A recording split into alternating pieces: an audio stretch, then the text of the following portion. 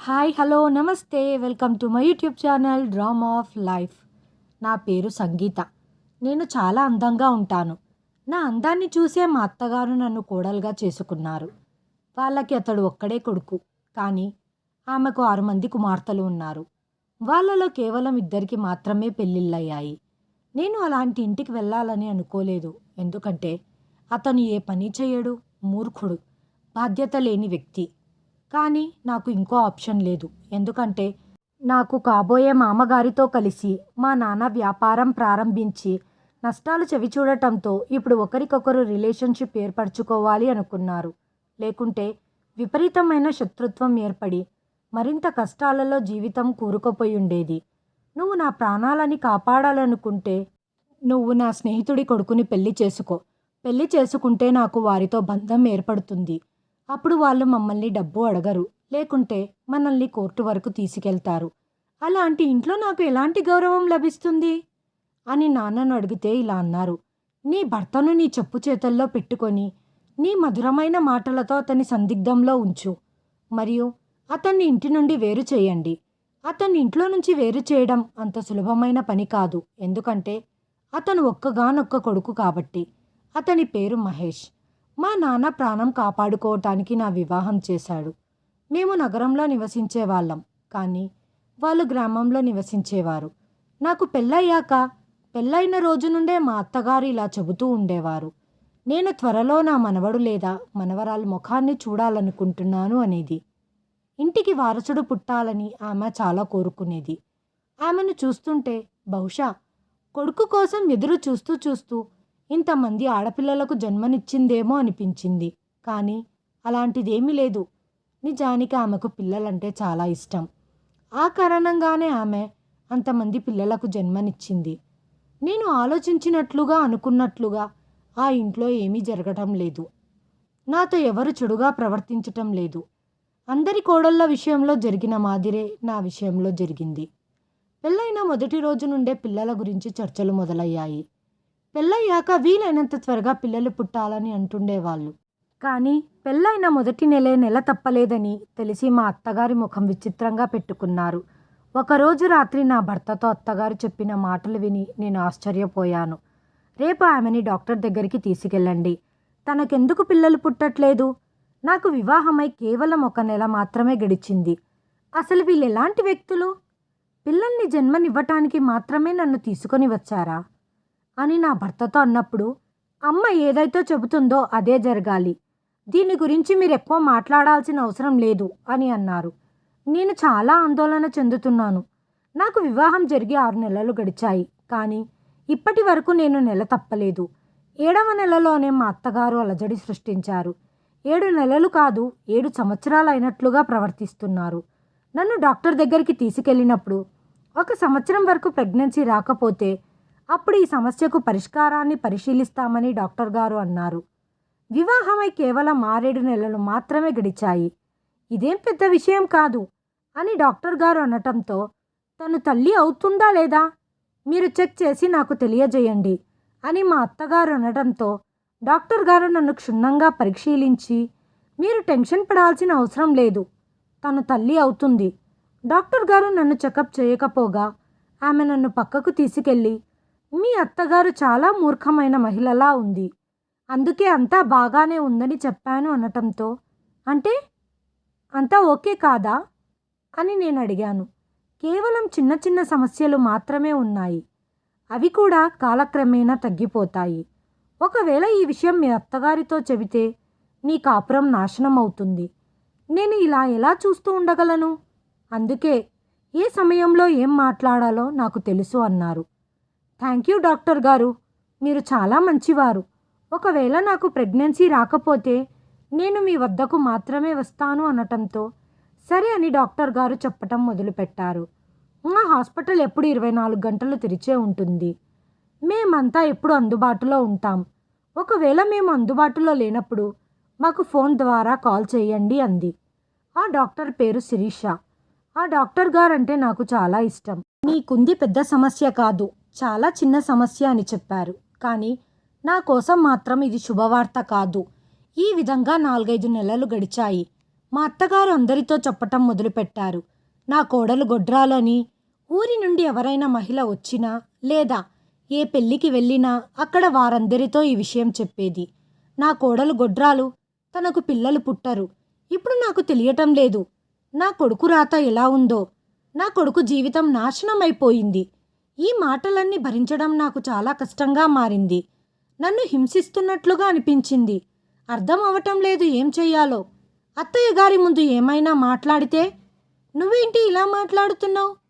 ఈ రోజుల్లో అమ్మాయిలకు ప్రతిదీ తెలుసు. మేము పెళ్ళయ్యాక ఏ విషయాలను తెలుసుకున్నామో ఈ కాలం కోడళ్లకు మాత్రం పెళ్లికి ముందే అన్నీ తెలుస్తాయి.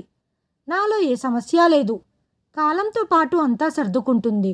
బహుశా ఆ దేవుడు నన్ను పరీక్షిస్తున్నాడేమో.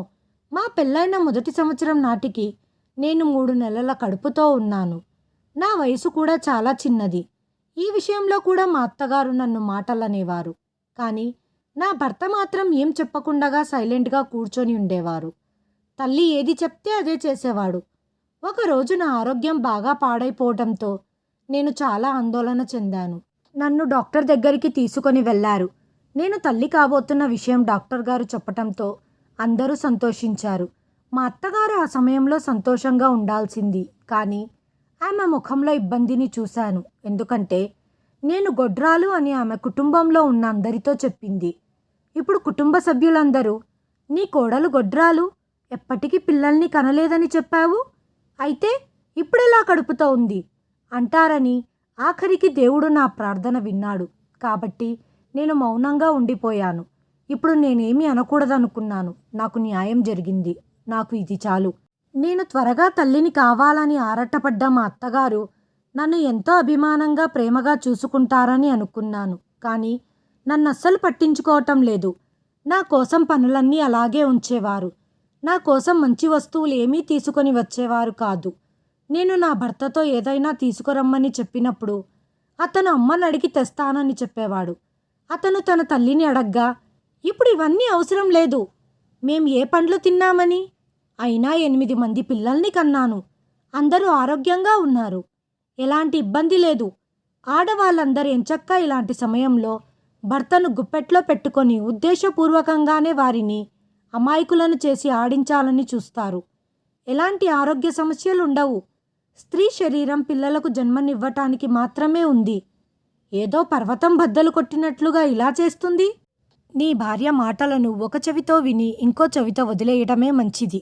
నువ్వు తనని తల మీద కూర్చోపెట్టుకుంటే తర్వాత నువ్వే పశ్చాత్తాప పడాల్సి ఉంటుంది అనటంతో మా అత్తగారి మాటలు విని నాకు బాధగా అనిపించింది. నాకు మొదటి సంతానం కాబట్టి చిన్న చిన్న సమస్యలు వచ్చేవి. నేను ఎప్పుడన్నా ఏదైనా నా భర్తకు చెబితే, మా అమ్మ విషయంలో ఇలా జరగలేదు, అలాంటప్పుడు నీ విషయంలో ఇలా ఎందుకు జరుగుతుంది? అయితే ఒకరోజు మా పెద్ద ఆడబిడ్డ ఇంటికి వచ్చింది. ఆమె కూడా తల్లి కాబోతుంది. ఒకరోజు ఉన్నట్టుండి ఆమెకి కడుపులో నొప్పిగా ఉందని చెప్పినప్పుడు మా అత్తగారు, ఇవన్నీ మామూలే, ఏమీ పర్వాలేదు, మీ ఆరోగ్యం బాగానే ఉంది అనేది. నా సమస్య గురించి వాళ్లకు చెబితే, నువ్వు చాలా సన్నగా ఉన్నావు, నీ ఆరోగ్యం బాగుంది, నువ్వు బిడ్డను సుఖంగా కంటావు అనేది. నా కడుపు కూడా చాలా పెరిగిపోయింది. ఇంత భారీ కడుపును ఇంతకుముందు నేనెప్పుడు ఎక్కడ ఎవ్వరితోనూ చూడలేదు. మొదటి సంతానం కాబట్టి పొట్ట కొంచెం ఎక్కువగానే ఉంటుందని మా అత్తగారు చెప్పారు. ఎందుకంటే కొందరి శరీరం చాలా మందంగా ఉంటుంది. కానీ నా సమస్య ఏమిటో తెలియటం లేదు. పొట్ట ఎక్కువగా ఉంది అంటే దానర్థం కడుపులో బిడ్డ ఆరోగ్యంగా ఉన్నాడని. దీని గురించి నువ్వు ఎక్కువ మాట్లాడాల్సిన అవసరం లేదు అనటంతో అత్తయ్య గారు, నాకు చాలా నొప్పిగా ఉంది, అలాగే ఉండనివ్వండి, ఏ సమస్య లేదు అంది. ఒక్కసారి అమ్మ నుంచి నాకు ఫోన్ వచ్చినప్పుడు నేను అమ్మతో ఈ విషయం చెప్పాను. మరీ అంత నొప్పి అయితే ఉండదమ్మా, ఒకసారి డాక్టర్ని వెళ్ళి కలవమని అమ్మ చెప్పింది. ఇప్పుడు వాళ్ళు నన్ను డాక్టర్ దగ్గరికి తీసుకొని వెళ్ళటం లేదని నేను మా అమ్మతో ఎలా చెప్పగలను? అమ్మ వాళ్ళు నన్ను ఇక్కడ వదిలిపెట్టి మరిచిపోయారు. నన్ను చూడటానికి వచ్చేవారు కాదు. ఎందుకంటే వాళ్ళు అప్పుల పాలైనందుకు ఇక్కడికి రాలేకపోయేవారు. ఒకవేళ వచ్చినా ఏదో ఒక మాట అనేవారు కాబట్టి వాళ్ళు ఇక్కడికి రావటమే మానేశారు. కేవలం నాకు ఫోన్ మాత్రమే చేసేవారు. నా కూతుర్ని బాగా చూసుకోండి అని మా అమ్మ కానీ నాన్న కానీ వారితో చెప్పేవారు కాదు. నా జీవితం అయితే నరకంలాగా మారింది. కానీ నా బిడ్డ గురించి ఆందోళన చెందుతున్నాను. నేను ఎలాగోలా నా జీవితాన్ని గడుపుతున్నాను. కానీ నాకు కాబోయే పిల్లల గురించే నా ఆందోళన మొత్తం. వాళ్ళైతే నాకు పుట్టబోయే పిల్లల కోసం ముందుగా ఎటువంటి బట్టలు తీయలేదు. మేము ఎంతో మందికి ఎన్నో అందజేశాం. కాబట్టి మనకు బిడ్డ పుట్టాక వాళ్ళు తెస్తారు అనేది. కానీ వాళ్ళు వచ్చి ఇచ్చే వరకు పిల్లలేం వేసుకుంటారో అని వాళ్ళు ఆలోచించలేకపోయారు. అప్పటి వరకు బెడ్షీట్లో చుట్టాలా అని నా భర్తను అడగ్గా అతను నా మాటలను చెవికెక్కించుకోలేదు. నన్ను ఒక్కసారి కూడా డాక్టర్ దగ్గరికి తీసుకొని వెళ్ళలేదు. సమస్య ఏమీ లేనప్పుడు డాక్టర్ దగ్గరికి వెళ్ళాల్సిన అవసరం ఏముంది అని చెప్పేవారు. అయితే లోపలంతా బాగుందో లేదో అని తెలుసుకోవటం కోసమన్నా ఒక్కసారైనా డాక్టర్ దగ్గరికి వెళ్ళటం తప్పనిసరి అని మాత్రమే నాకు తెలుసు. కడుపులో కొంచెం నొప్పిగా అనిపించినా చాలా కంగారు పడేదాన్ని. నా బిడ్డకు ఏ సమస్య వచ్చిందో అని. ఈ విధంగా రోజులు గడిచిపోయాయి. 9వ నెల ప్రారంభం అవ్వగానే నేను ఆ దేవుడికి ధన్యవాదాలు చెప్పుకున్నాను. కేవలం కొన్ని రోజులు మాత్రమే మిగిలి ఉన్నాయి అని. కనీసం ఇప్పుడైనా నన్ను డాక్టర్ దగ్గరికి తీసుకెళ్తారు, అంతా బాగుంటుందని ఆశపడ్డాను. కానీ ఇంకా నన్ను డాక్టర్ దగ్గరికి తీసుకొని వెళ్ళటం లేదు. నాకు నొప్పులు వచ్చినప్పుడు మాత్రమే డాక్టర్ దగ్గరికి తీసుకెళ్తారు అనిపించింది. కానీ నాకు నొప్పులు రావటం లేదు. ఒకసారి ఊరి నుండి వచ్చిన ఓ మహిళతో మా అత్తగారు ఇలా అన్నారు. నేనైతే నా కోడల్ని చాలా జాగ్రత్తగా చూసుకుంటాను. ఫ్రూట్స్ మరియు డ్రై ఫ్రూట్స్ తీసుకొని వస్తాను. కానీ అవి అయిపోవు, అలాగే ఉండిపోతాయి అంది. అయితే అది కేవలం వారి సొంత కూతుర్ల కోసం మాత్రమే. కానీ నాకు ఒక్కటి కూడా తినటానికి దొరికేది కాదు. పొరపాటున ఒకరోజు ఆపిల్ పండు తిన్నందుకు మా చిన్న ఆడబిడ్డ పెద్ద గొడవ చేసింది.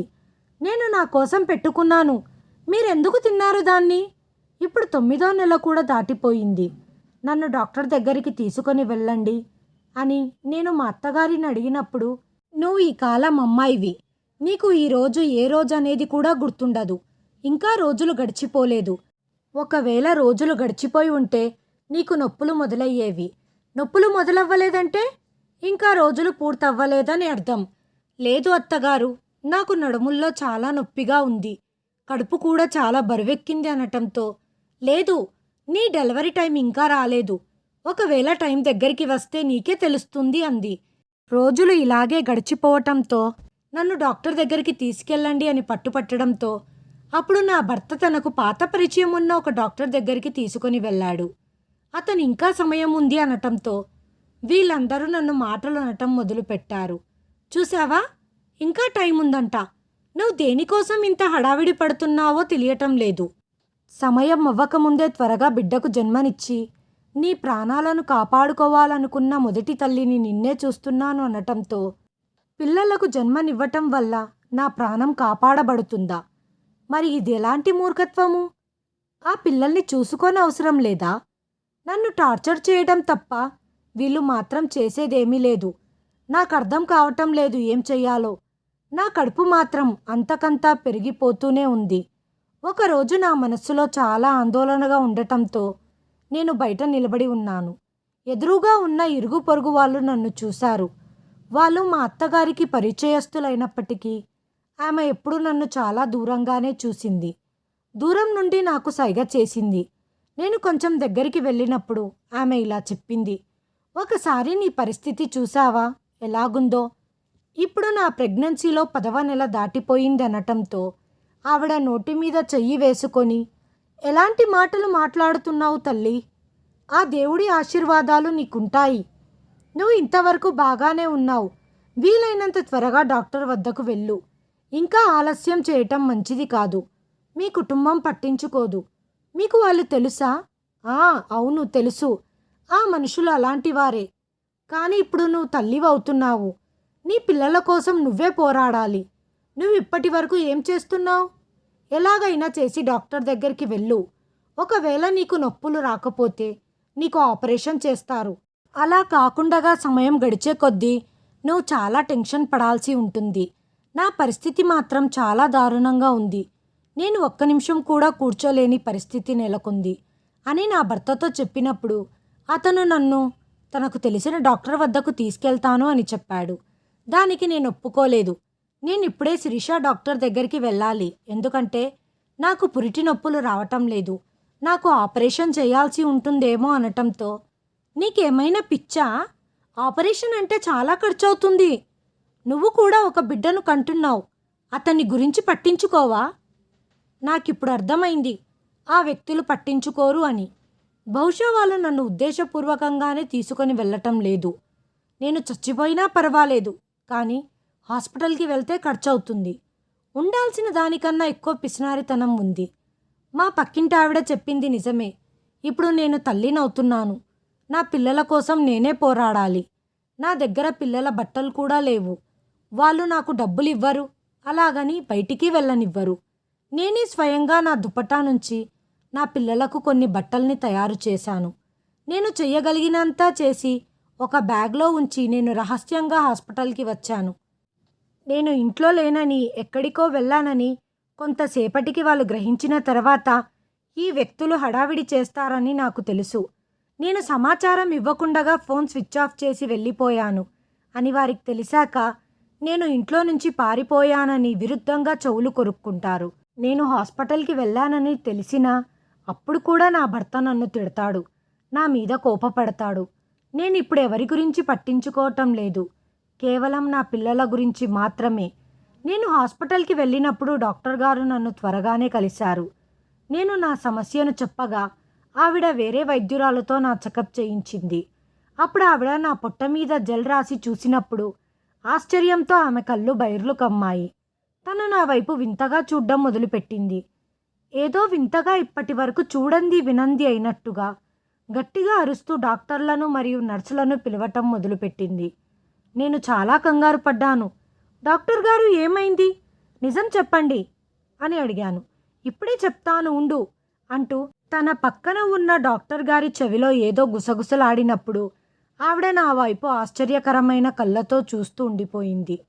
ఆవిడ చాలా ప్రేమతో నా భుజం మీద చెయ్యి వేసి, నాతో పాటు రండి అని చెప్పింది. నన్ను ఎక్కడికి తీసుకుని వెళ్తున్నారు? లోపల నా బిడ్డ బాగానే ఉన్నాడు కదా, అసలు నిజం ఏమిటో చెప్పండి అని అడిగాను. నువ్వు టెన్షన్ పడాల్సిన అవసరం ఏం లేదు, అంతా సవ్యంగానే ఉంది అన్నారు.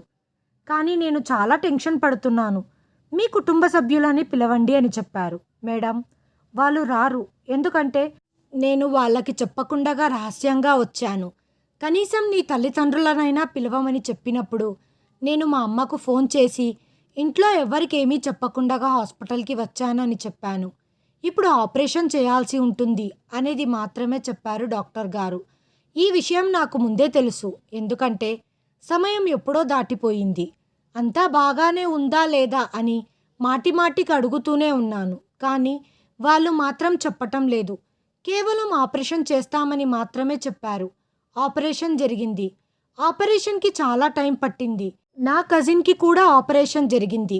అర్ధగంట కన్నా ఎక్కువ టైం పట్టదని చెప్పింది. కానీ నా ఆపరేషన్కి మాత్రం 3 గంటల సమయం పట్టింది. డాక్టర్లందరూ విచిత్రమైన పరిస్థితిలో ఉన్నారు. కానీ ఇక్కడ 4-5 డాక్టర్లు ఒకరితో ఒకరు మెల్లగా గుసగుసలాడుకుంటూ అవసరానికి మించి నన్ను చూసుకుంటున్నారు. దీని తర్వాత ఏం జరిగిందో నాకు గుర్తులేదు. నన్ను ఆపరేషన్ థియేటర్లో నుంచి బయటికి తీసుకొని వెళ్తున్నారు. నేను స్పృహ కోల్పోయాను. బహుశా వారు నాకు మత్తుమందు ఇచ్చి ఉంటారు. నాకు స్పృహ వచ్చేసరికి నేను రూమ్లో ఉన్నాను. మా అమ్మ నా తల దగ్గర కూర్చొని ఉంది. మా నాన్న తల పట్టుకొని కూర్చొని ఉన్నాడు. నా భర్త కానీ మా అత్తగారు కానీ అక్కడ లేరు. అమ్మా, ఏమైంది? పిల్లవాడు బాగానే ఉన్నాడు కదా అని నేను చాలా కంగారు పడి లేచి కూర్చున్నాను. ఆపరేషన్ జరిగింది, అంతా బాగానే ఉంది. మరి నా బిడ్డెక్కడా? పిల్లవాడు నా గదిలో ఉండాల్సింది, కానీ లేడు. ఉయ్యాల ఖాళీగా పడి ఉంది. అంటే నా బిడ్డ ఈ లోకంలో నుంచి వెళ్ళిపోయాడో ఏమో అని నేను చాలా కంగారు పడ్డాను. ఎందుకంటే నేను హాస్పిటల్కి రావటం చాలా లేట్ అయ్యింది. మా అమ్మ నాన్న కూడా చాలా టెన్షన్లో ఉన్నారు. కానీ అసలు నిజం ఇది కాదు. డాక్టర్ గారు ఇక్కడికి వచ్చి జరిగిన విషయం చెప్పగానే నా కాళ్ళ కింద నేల కదిలింది. దీని తర్వాత ఆమె చెప్పిన విషయం అది శుభవార్త కంటే ఎక్కువ సమస్యగా అనిపించింది. ఎందుకంటే నేను పరిస్థితులను ఎదుర్కోవటానికి సిద్ధంగా లేను. డాక్టర్ గారు లోపలికి వస్తున్నప్పుడు ఒంటరిగా రాలేదు. ఆవిడతో పాటు హాస్పిటల్ యజమాని కూడా వచ్చాడు. అతను చాలా హుందాగా మరియు మంచివాడిలాగా కనిపిస్తున్నాడు. అతడికి నా తండ్రి వయసు ఉంటుంది. తను తెల్లబెట్టలు వేసుకొని ఉన్నాడు. డాక్టర్ శిరీష నన్ను చెకప్ చేసి, ఇప్పుడు నీకెలా ఉంది? నొప్పి ఏమైనా ఉందా అని అడిగింది. పిల్లవాడు ఎక్కడ ఉన్నాడు అని మాటిమాటికి ప్రశ్నిస్తూనే ఉన్నాను. కానీ వాళ్ళు నా ప్రశ్నకు సమాధానం ఇవ్వటం లేదు. వాళ్ళు నన్ను మెచ్చుకున్నారు. మా హాస్పిటల్ యజమాని ఇతడే. ఇతని కారణంగానే హాస్పిటల్ నడుస్తుంది. ఆసుపత్రిలో కొన్ని ట్రీట్మెంట్స్ చాలా ఖరీదైనవిగా ఉంటాయి. వాటిని మేము పేదవారికి ఉచితంగా ఇస్తాము. ఎందుకంటే హాస్పిటల్ యజమాని చాలా మంచివారు. నా మనసులో భయం మొదలైంది. నా బిడ్డ ఎక్కడా అని గట్టిగా అరుస్తూ అడగాలనిపించింది. మీ కారణంగానే మా హాస్పిటల్లో ఒక విచిత్రమైన సంఘటన జరిగింది. ఇప్పటి వరకు అలా ఎప్పుడూ జరగలేదు. మా హాస్పిటల్ చాలా ఫేమస్ అయిపోతుంది. కొంతసేపు తర్వాత మేము మీడియా వాళ్ళను కూడా పిలుస్తాము. బహుశా వాళ్ళు నీ ఇంటర్వ్యూ కూడా తీసుకుంటారు. నీకు ఇష్టమైతేనే. నా భర్త మరియు అత్తగారు అక్కడికి చేరుకున్నారు. హో, నువ్వు వచ్చి ఇక్కడ కూర్చున్నావా? నీ కోసం ఎంతసేపటి నుంచి మేం వెతుకుతున్నాము అని మా అమ్మా నాన్నలను తిట్టడం మొదలుపెట్టింది మా అత్తగారు. ఇంట్లో నుంచి పారిపోయిన నీ కూతురికి మేము విడాకులిస్తాము. మేము తనని ఇంట్లో ఉంచుకోము. ఇంట్లో నుంచి పారిపోయి రాత్రంతా ఎక్కడ గడిపిందో అంటూ నా భర్త నోటికి వచ్చినట్లుగా మాట్లాడడం మొదలుపెట్టాడు. రాత్రంతా హాస్పిటల్లో గడిపింది. మీకు కనపడటం లేదా? అసలు నువ్వు ఎలాంటి మనిషివి అని నాన్నగారు అనడంతో, నేను మీ కూతురితో ఉండలేను, తనకు విడాకులిచ్చేస్తాను అని నా భర్త అనటంతో నేను టెన్షన్ పడ్డాను. రాత్రంతా నేను మృత్యువుతో పోరాడుతూనే ఉన్నాను. మీరు ఆ అమ్మాయి విషయంలో చేసిన పనికి మీరు కాదు తనని వదిలేయాల్సింది. తనే మిమ్మల్ని వదిలేయాలి అని డాక్టర్ గారు చెప్పారు. ఎందుకంటే నువ్వు ఆమెకు తగిన వాడివి కాదు. మీరిప్పుడు మీ భార్యతో పాటు 7 మంది జీవితాలను రిస్కులో ఉంచారు. ఈ మాట డాక్టర్ నోటి నుంచి విని నేను షాక్ అయ్యాను. 7 మంది జీవితాలను రిస్కులోనా? ఎవరా 7 మంది అని ఆశ్చర్యపోయాను.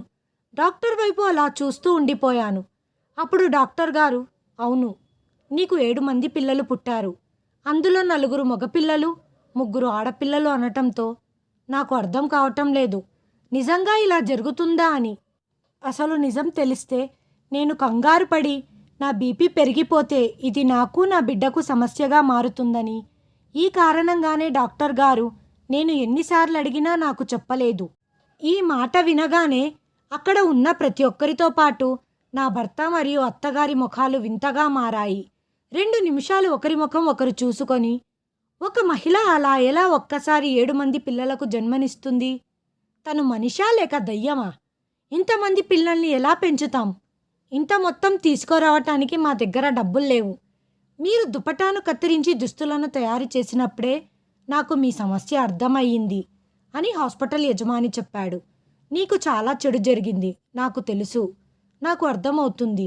ఒక్కసారిగా 7 మంది పిల్లల్ని పెంచడం అంటే చాలా కష్టము, ఖర్చుతో కూడుకున్న పని. కాబట్టి ఈ పిల్లల ఖర్చులన్నీ నేనే భరిస్తాను అని మాటిస్తున్నాను.